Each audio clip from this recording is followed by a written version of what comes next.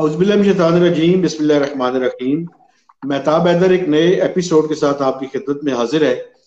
और आज हमने रिक्वेस्ट की है, मेरे छोटे भाइयों की तरह हैं, बहुत अच्छे जर्नलिस्ट हैं, यूके में आजकल हैं और समा टीवी के लिए वहां से रिपोर्टिंग करते हैं, सैयद कौसर काज़मी।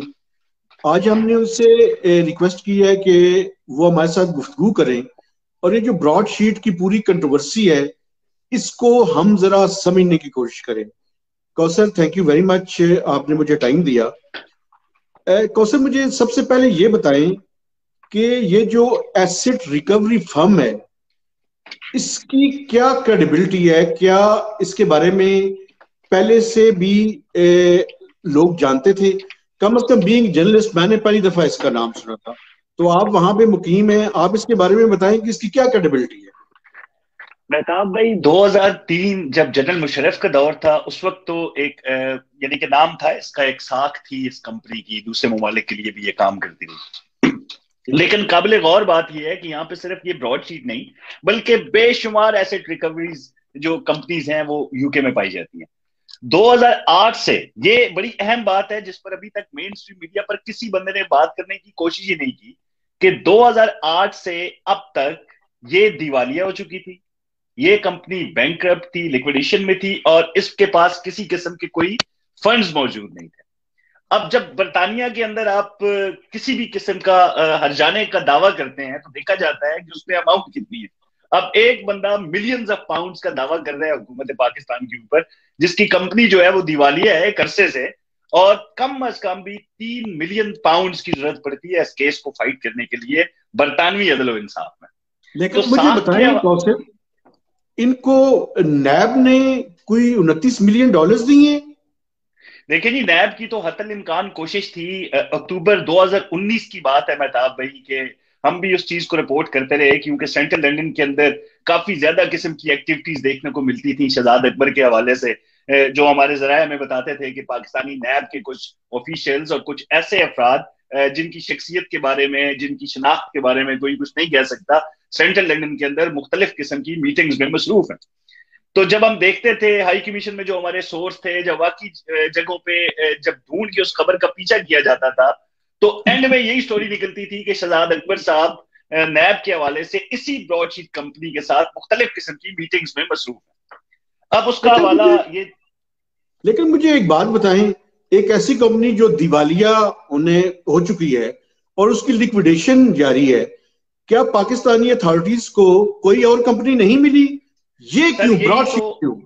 यही तो जुल्म है मेहताब भाई कि एक हारे हुए केस के ऊपर एक दफा फिर पाकिस्तानी कौम और गरीब आवाम के टैक्स के पैसों का ज़या किया गया।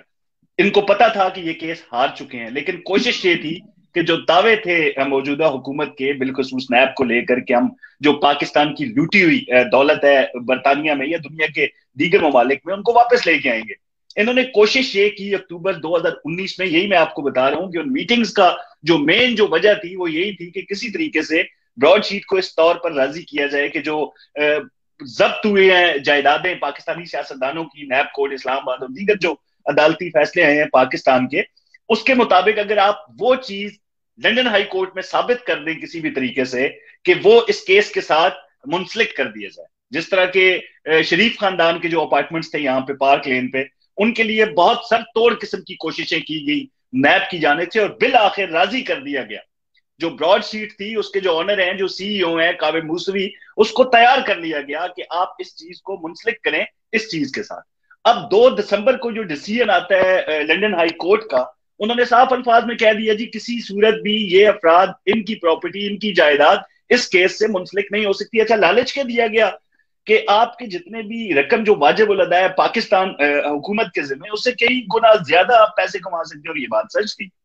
अब जब वो डॉक्यूमेंट दिए गए, ये यकीन दिलाया गया था ब्रॉडशीट को कि जो फैसला आया है पाकिस्तानी अदलिया का इन सियासतदानों की जायदाद को लेके, वो लंदन हाई कोर्ट में आपका मुआवन साबित होगा, मददगार साबित होगा और आपको साबित करने में आसानी होगी कि ये हुकूमत पाकिस्तान की मिल्कियत है जितनी भी असासाजात है। लेकिन उन जो भी पेपर दिए गए लंदन हाई कोर्ट ने उनको रिजेक्ट किया। उन्होंने कहा जी किसी और भी आप स्टैब्लिश नहीं कर सके कि ये हुकूमत पाकिस्तान की जायदाद है। अल्लाह, ये जो थी, ये इनिशियली जो कोशिशें की गई थी, یہ وہ معاملات تھے. اب جب 2 دسمبر کو ڈیسیجن آتا ہے سامنے تو وہ بالکل اس کے اپوزٹ تھا. جو نیب نے یقین دہانیاں کروائی تھی کاوے موسوی کو، 17 دسمبر کو پھر لنڈن ہائی کورٹ کا ایک بڑا ہی اہم فیصلہ آتا ہے جس سے پہلے بچنے کی کوشش کی بالخصوص لنڈن ہائی کمیشن میں، جو پاکستان ہائی کمیشن ہے لنڈن میں، اس نے کہ کسی قسم کے کوئی اثاثے جو ہیں ہمارے وہ ضبط نہیں ہوئے، کوئی بینک اکاؤنٹس ہمارے فریز نہیں ہوئے. لیکن کل ایک خط کے ذریعے انہوں نے اس کو تسلیم کر دیا کہ بالکل لنڈن ہائی کورٹ کے حکم کے مطابق جو ہمارے اثاثہ جات تھے وہ بھی ضبط ہوئے، اور پھر جو ہے وہ جو بینک اکاؤنٹس تھے وہ بھی فریز ہوئے. اچھا، جو بینک اکاؤنٹس فریز کیے گئے لنڈن ہائی کمیشن کے، وہاں سے 29 ملین پاؤنڈز کی رقم ضبط کر کے اس کمپنی کو ادا کی. سر بات یہ سنیں، یہ ادھر تالیاں بجا رہے ہیں پاکستان میں، پاکستان کا پرائم منسٹر کہہ رہا ہے کہ ٹپ آف دا آئس برگ ہے، اور جو آپ بتا رہے ہیں اس کے مطابق تو یہ کیس ہار گئے ہیں. تو یہ ہوا یہ کہ کیا کر رہے ہیں؟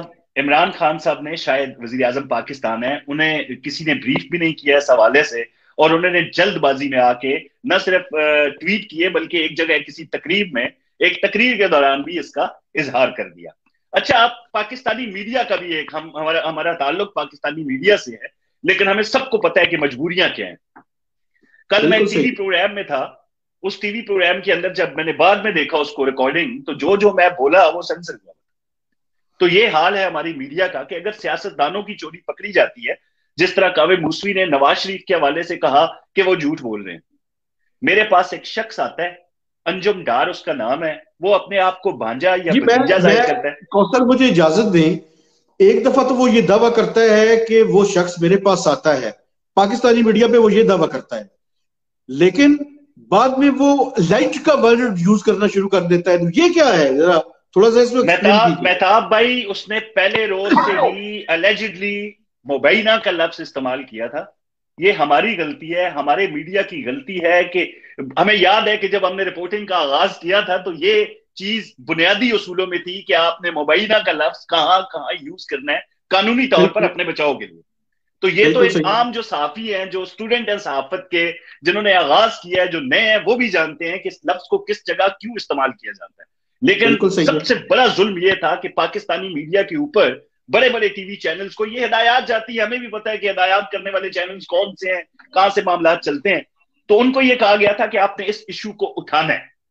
اب میں نے کل ایک لفظ یوز کیا، مجھے کافی جو سینئر جرنلسٹ ہیں پاکستان سے انہوں نے بھی کالز کی، انہوں نے کہا جی یہ نزول ہوا ہے. میں نے کہا جی یہ نمازیں بخشوانے گئے تھے، روزے ان کے گلے پڑ گئے. سمپل سی بات ہے کہ یہ نواز شریف کو ڈبونے کے لیے 65 ملین ڈالرز کی رقم جو ہے غریب عوام کی وہ ضائع کی گئی ہے برطانیہ کے اندر ایک ہارے ہوئے کیس کے اوپر.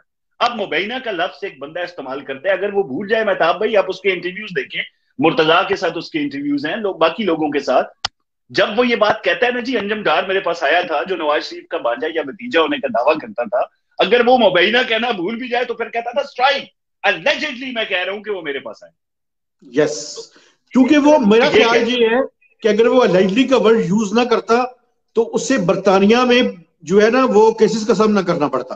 دیکھیں مہتاب بھائی، یہاں پہ پاکستان کے اندر تو بچت ہو سکتی ہے، یقینی طور پر بندہ کہہ سکتا ہے جی میں نے کہا تھا کہ مجھے شک تھا کہ یہ بندہ ہو سکتا ہے. لیکن برطانیہ کے اندر آپ آسانی سے، ایون جب آپ مبینہ کا لفظ استعمال کرتے ہیں، پھر بھی آپ کی بچت ممکن نہیں ہے.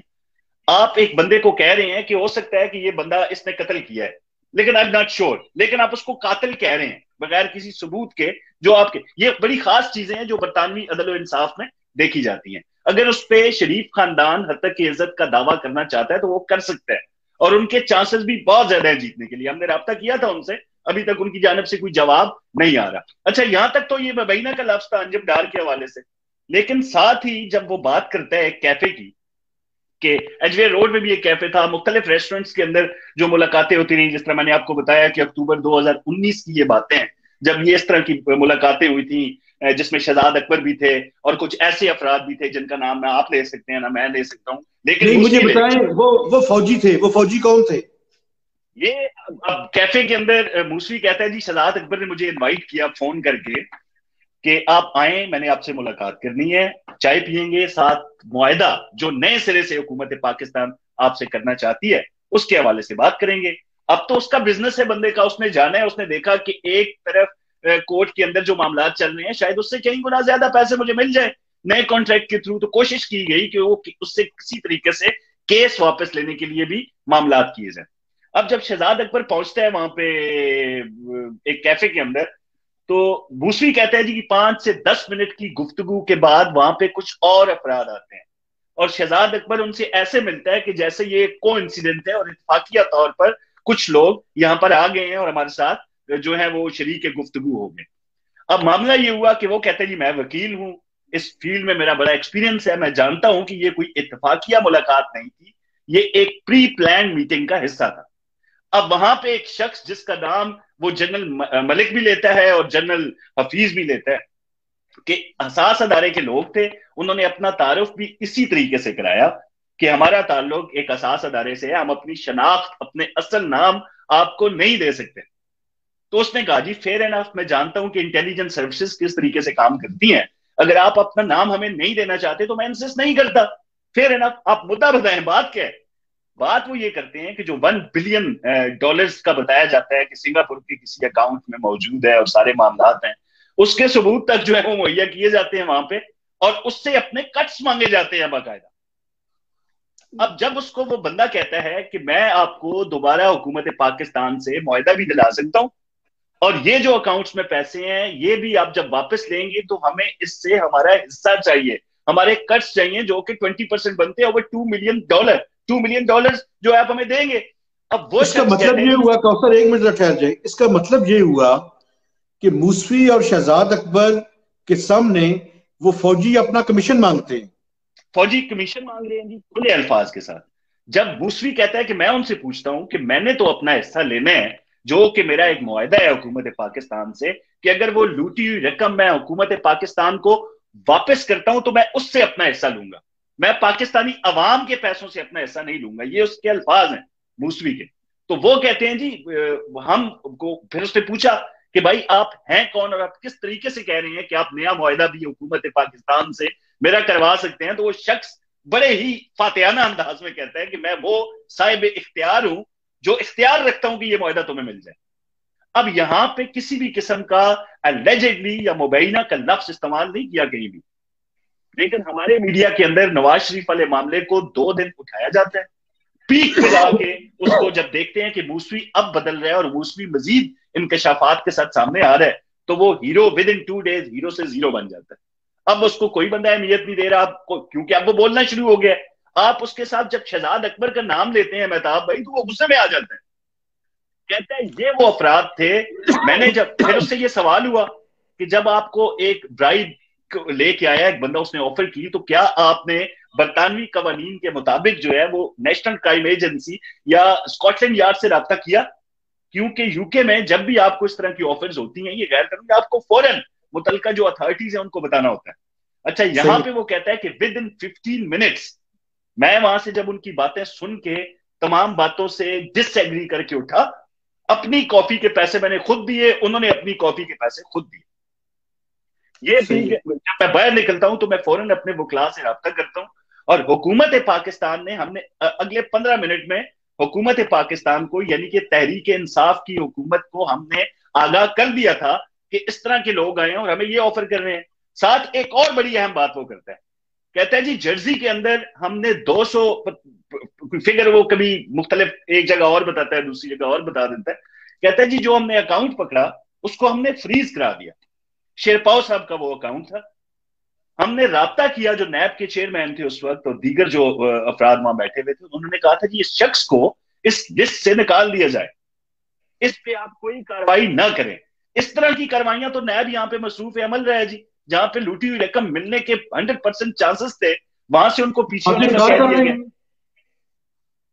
बिल्कुल ठीक है। अच्छा मुझे कौसर एक बात मुझे समझ नहीं आ रही, ये जो सारा फियास्को इन्होंने किया है अब इसका रिजल्ट क्या निकलेगा? देखें जी मेहताब भाई, आप माजी में देख लें इस तरह के कितने ही स्कैंडल्स आपके सामने आए। बेशक ये एक अनोखा स्कैंडल है जहां पे जिन इदारों की ये जिम्मेदारियां थी कि पाकिस्तान के पैसे वापस ले गए हैं, वो यहाँ पे अपना कमीशन, अपना हिस्सा, अपने कट्स मांगते हुए नजर आए। लेकिन होगा कुछ नहीं, ये 2, 4, 5, 6 दिनों की बात है। उसके बाद अगर तो मामला नवाज शरीफ तक महदूद रहता तो मीडिया ने इसको मरने नहीं देना था। मीडिया इसको रोज उठाता है एक नए मौजू के साथ, नवाज शरीफ की चोरी पकड़ी गई, नवाज शरीफ ने यूं कर लिया, नवाज शरीफ ने ये हो गया। لیکن ہم جب یہ بات کرتے ہیں تو ہم پہ طرح طرح کے الزامات لگتے ہیں. حقیقت حال یہ ہے, کیوں نہیں نام لیا جاتا ان افراد کا جو اپنا حصہ مانگ رہے تھے؟ کیوں جو یہاں پہ ایک بیرسٹر ہے بڑا ہی مشہور, army back ground, x army officer, جب وہ جاتا ہے پاکستان, عمران خان صاحب سے ملاقاتیں کرتا ہے, اسد عمر سے ملاقاتیں کرتا ہے, اور حساس اداروں کی اہم شخصیات سے باتیں کرتا ہے, اور ہر ٹیکسٹ میسیجز سے وہ موسوی کو آگاہ کر رہا ہے کہ میری بات ہو گئی ہے. آئی ایس آئی چیف کا نام وہ لے رہے ہیں یار, آپ کے کہتا ہے میں ایگریمنٹ کروا دوں گا, ایگریمنٹ, وہ ہر چیز کہتا ہے جی میری ملاقات ہوگی آئی ایس آئی چیف کے ساتھ, انہوں نے سبز جھنڈی مجھے دکھا دی ہے اور تمام معاملات طے ہو گئے ہیں. اب وہ جو امجد کیوسی, جو بیرسٹر کیوسی ہے, ظفر کیوسی, وہ میڈیا سے بات نہیں کر رہا. میں نے 2 دفعہ انہیں فون کیا, انہوں نے کہا جی میری توبہ, میں میڈیا سے بات نہیں کروں گا کسی بھی صورت. معاملات یہ ہے کہ وہ کہتے ہیں جی میری سب سے بڑی غلطی ہے کہ میں جو یہ معاملات میں میرا نام آ رہا ہے نا, اب کئی باتیں اس نے ایسی کی ہیں جو میں نہیں بتا سکتا. اب یہ جو ایشو اس طرح ہے سر کہ یہ معاملات اب جن لوگوں کے نام آ رہے ہیں بڑی شخصیات کے, اس کے بعد یہ معاملہ دبتا ہوا نظر آتا ہے. مجھے اندازہ اس بات کا کل ہوا جب ایک ٹاک شو کے اندر میں بیٹھ کے یہ ساری چیزیں جب میں نے وہاں پہ کی, تو جتنا حصہ حساس لوگوں کے حصہ مانگنے کا تھا, کمیشن مانگنے کا تھا, اس کے گورنمنٹ آف پاکستان کو بتانے کا تھا, وہ سارا وہاں سے سینسر ہو گیا, وہ کوئی چیز سامنے نہیں جا سکتی. بالکل ٹھیک ہے, ہم اس کو کچھ سینسر نہیں کریں گے, بالکل اوپنلی یہ ساری باتیں لوگوں تک پہنچائیں گے تاکہ لوگوں کو یہ سچ پتا چلے. آخری سوال مجھے یہ بتائیں کہ یہ جو میاں نواز شریف صاحب کے فلیٹس ہیں, یہ پاکستان میں بڑے عرصے تک میڈیا یہ کہتا رہا کہ ان کی قیمت, لندن میں جو فلیٹس ہیں ان کی قیمت 300 ارب روپیہ ہے. یہ کون سے فلیٹس ہیں جن کی قیمت 300 ارب روپیہ ہے جی؟ مہتاب بھائی, اس وقت میں جس ایریا میں بیٹھا ہوں, میں بھی بیلگریویا میں رہتا ہوں, اور پچھلے 14 سال سے, یعنی کہ بیلگریویا وہ ایریا ہے کہ میفر کے میاں صاحب کے گھر کے بالکل ساتھ, یعنی کہ مجھے آپ اگر کہیں کہ میں میاں نواز شریف کا ہمسایہ ہوں تو یہ غلط نہیں ہوگا, اگر میں نکلوں تو 10 منٹ کی واک ہے. تو یہ جو ایریا ہے یہاں پہ, اس کے اندر واقعی سب سے مہنگی ترین پراپرٹیز ہیں لوگوں کی. لیکن جس وقت یہ دیا گئے فلیٹس میاں نواز شریف کی, ہم نے ان کو انویسٹیگیٹ کیا تو ان کی قیمت اس وقت 8 لاکھ پاؤنڈ. ٹھیک ہے جی, اس وقت اگر, کیونکہ قیمتیں یہاں پہ بیلگریویا کے اندر اس طرح کا معاملہ ہوتا ہے کہ آپ اگر کوئی فلیٹس لیتے ہیں, سب سے زیادہ آپ کو اپنے مسلم امہ, ہمارے جو مسلمان بھائی عربی اور مڈل ایسٹ سے تعلق رکھتے ہیں, ان کی بہت زیادہ تعداد ہے. وہ منہ مانگی قیمت پہ اگر ان کو چیز پسند آتی ہے تو وہ خرید لیتے ہیں, تو ان کی وجہ سے قیمت بہت زیادہ ہائی ہے. لیکن پھر بھی 300 ارب روپے تو نہیں بنتے. اچھا آخری سوال مجھے یہ بتائیے, جو $1 بلین سنگاپور میں, کیا وہ اکاؤنٹ میاں صاحب کا ہی ہے؟ دیکھیں جی, میاں نواز شریف کے حوالے سے کوئی نام سامنے نہیں آیا اس حوالے سے. نہ موسوی نے کہا ہے جی کہ وہ جو اکاؤنٹ ہے وہ میاں نواز شریف سے منسلک ہے. اس طرح کی سچویشن ضرور کریٹ کرنے کی کوشش کی گئی کہ لوگوں کو کسی طریقے سے اندازوں پہ لایا جائے کہ وہ جو $1 بلین وہاں پہ موجود ہے, اس سے میاں نواز شریف کا تعلق ہے. اگر وہ میاں نواز شریف کا ہے یا کسی کا بھی ہے اہم شخصیت کا, تو اس حوالے سے 20% آپ کیسے مانگ رہے تھے اس سے؟ جب وہ معاملات کورٹ میں جاتے تو ثابت ہو جاتا کہ کتنے پیسے وہاں سے ریکور ہوئے اور کیا معاملات اور کس طریقے سے چیزیں سامنے آئیں. تو یہ صرف ایک اندازہ ہے جس طریقے سے یہ سٹوری اور اساس اداروں کے لوگوں کے نام چھپا لیے گئے. اسی چیز پہ ایک JIT بننی چاہیے پاکستان میں, کیونکہ بہت بڑی رقم ہے. ایک طرف آپ تھوڑے تھوڑے پیسے کے لیے IMF کی شرائط مان کے آپ بجلی اور آٹا اور چینی اور ہر چیزیں مہنگی کر دیتے ہیں پاکستانی عوام کے لیے, دوسری طرف $1 بلین پڑا ہوا ہے وہاں پہ, جس سے آپ 20% کٹس مانگ رہے تھے. اس حوالے سے JIT بنائے نا پاکستان میں, بتائیں لوگوں کو کہ وہ پیسہ کس کا ہے. کوثر, آخر میں مجھے یہ بتائیں وہ کون سے 3-4 امپورٹنٹ ترین کوسچنز ہیں جو اس سارے ایشو میں ان کا جواب ہم جیسے صحافی بھی اور انویسٹیگیٹرز بھی تلاش کر رہے ہیں؟ وہ 4-5 سوال بیسیکلی کیا ہے؟ دیکھیں جی, سب سے بنیادی سوال مہتاب بھائی اگر دیکھا جائے تو ایک طرح جس طرح میڈیا میں ایک بات آتی ہے کہ جو ایون فیلڈ فلیٹس ہیں وہاں پہ میاں نواز شریف کو کوئی کلین چیک نہیں ملی. جو صحافی یہ بات کر رہے ہیں وہ جو ہے لفافہ ہیں, وہ نواز شریف کے پے رول پہ ہیں اور مختلف قسم کے الزامات لگتے ہیں. حالانکہ صحافت کا یہ کام ہوتا ہے کہ جو حاکم وقت ہے, جو حکومت ہے, جو دربار ہے, اس کے حوالے سے تنقیدی جائزہ لیا جائے. جب نواز شریف یہاں پہ تھا تو جتنے سوالات آپ میرے یوٹیوب پہ پڑے ہوئے دیکھ لیں, سوشل میڈیا پہ, نواز شریف ہمارے سوالوں کے جواب نہیں دیتے تھے. جب وہ وزیر اعظم تھے وہ منہ پھیر لیتے تھے. جب عمران خان کو ایک سافٹ کارنر حاصل رہا ہے میڈیا کے اندر ایز اے اپوزیشن میں, جب وہ تھے اسی طرح کے معاملات یہاں پہ چلتے ہیں. اچھا اب یہ ہے کہ میاں نواز شریف کے جو اپارٹمنٹس ہیں ان کو جو اگر کہتے ہیں جی کلین چٹ نہیں ملی یو کے اندر, تو یہ بہت بڑا جھوٹ ہے. آپ کو یاد ہوگا ملک ریاض کے حوالے سے کہ ان کے جتنے بھی وہ جائیداد تھی وہ ضبط کر کے پیسے حکومت پاکستان کو واپس گئے. یہ الگ بات ہے کہ وہ پیسے واپس جانے کے بعد دوبارہ کس کے جیب میں چلے گئے, یہ بھی سب واقف ہے اسٹوری سے. اب یہاں پہ جو ان ایکسپلینڈ ویلتھ آرڈر کا ایک لا یو کے اندر پاس ہوتا ہے جس کے تحت آذربائیجان, انڈین کئی نیشنل, کئی ایسی پاکستانی فیملیز کے اثاثہ جات جو ہیں وہ ضبط ہوئے ہیں. کیا آپ بھی کہ جرنلسٹ یہ سوچ سکتے ہیں کہ ایک اتنی مشہور جائیداد جس کے حوالے سے میڈیا ایک عرصے تک سرگرم عمل رہا, نہ صرف میڈیا بلکہ یہاں پر بھی جو اخبارات ہیں, کچھ ایسے اخبارات ہیں جو اس طرح کی مسالے دار خبریں دیتے ہیں, جس طرح پاکستان میں کئی اخبارات ایسی ہیں جو من گھڑت خبریں جناب وہ شائع کر دیتے ہیں, برطانیہ میں بھی ایک دو اخبار کی ساتھ ایسی ہے, وہ خبریں ان اخباروں میں آتی ہیں. ایسی خبریں جب آتی ہیں تو یقینی طور پر نیشنل کرائم ایجنسی نے اور اسکاٹ لینڈ یارڈ اور دیگر جو ادارے ہیں ان کے, انہوں نے بھرپور طریقے سے تحقیقات کی تھی جو حسن نواز کی یہاں پہ جائیداد ہے. ہمارے سورس بھی بتاتے ہیں, شریف خاندان کے ذرائع سے بھی ہماری بات ہوئی ہے, انہوں نے کھنگالا ہے حسن نواز کے جو کاروبار ہے اس کو اور جائیداد کو. اگر کوئی چیز یہاں پر مہتاب بھائی نکلتی, اگر میں آپ کے اکاؤنٹ سے یہاں سے کچھ غیر معمولی رقم بھیجتا ہوں تو جو انگلینڈ کا ٹیکس اینڈ ریونیو مجھے اس کو جواب دینا پڑتا ہے کہ آپ نے جو یہ پیسے مہتاب حیدر کو بھیجے ہیں یہ آپ کے پاس آئے کیسے, ان کا چینل بتائیں. تو یہ ممکن ہی نہیں ہے کہ یہاں پر جو ایک پرسپشن دی جاتی ہے کہ برطانیہ میں تو پیسے آ رہے ہیں جی, حکومت برطانیہ کو کیا فکر ان لوگوں کی, چاہے یہ چوری سے آئیں چاہے جس طریقے سے. ایک سیولائزڈ معاشرے کے اندر ہم رہتے ہیں, یہاں پہ اس طرح کی باتوں کا کوئی وجود نہیں ہے.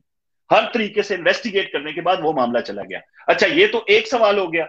دوسرا سوال یہاں پہ یہ بنتا ہے کہ ایک بندے نے آ کے کھلے الفاظ میں کہہ دیا کہ مجھ سے لوگ کمیشن مانگ رہے تھے.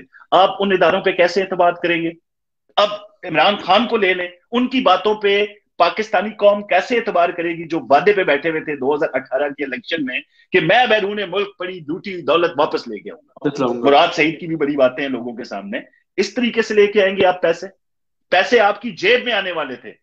اکاؤنٹ یعنی کہ ایک فریز ہوتا ہے, پیسے پڑے ہیں, ایک بندے کی کال جاتی ہے, جنرل حفیظ نامی بندہ, اس کی کال جاتی ہے وہاں پہ اور اس کو کہا جاتا ہے کہ آپ اس کو چھوڑ دیں.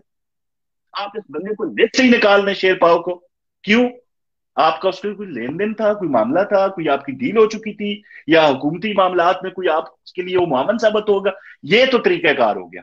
اب جو تیسرا سوال یہاں پہ بنتا ہے جو میں نے آپ کو پہلے کہا کہ ایک یہ موسوی کے پیچھے کون سی طاقت ہے, اس کو ہیرو کے طور پر پیش نہ کریں. ہماری قوم کا $65 ملین جو ہے وہ اس کی جیب میں گیا ہے, جس کی کمپنی 2008 سے لے کر 2020 تک دیوالیہ تھی, وہ اب یہاں پہ ملینئر بن گیا. تو اس نے اتنا عرصہ اس کیس کو کیسے لڑا, اس کے پیچھے کون سی طاقتیں تھیں, کون سے لوگ تھے جو اس کو فائنانس کرتے رہے. یہ بنیادی سوالات ہیں جو پاکستانی میڈیا کو اٹھانے بھی چاہیے, ضرور اس پہ بات کرنی چاہیے, کسی قسم کا سینسر اس پہ نہ کریں. خدا را یہ وہ چور ہیں اصل میں جو پاکستانی عوام کے پیسے کو لوٹ رہے ہیں. یعنی صرف سیاستدانوں پہ اپنے تیر نہ چلائیں, نشتر کسی اور طرف بھی کریں.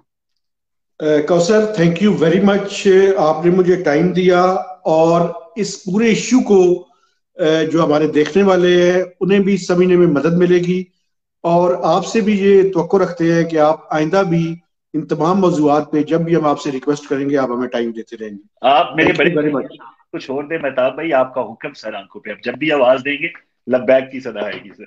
بڑی مہربانی جناب, thank you. Thank you sir.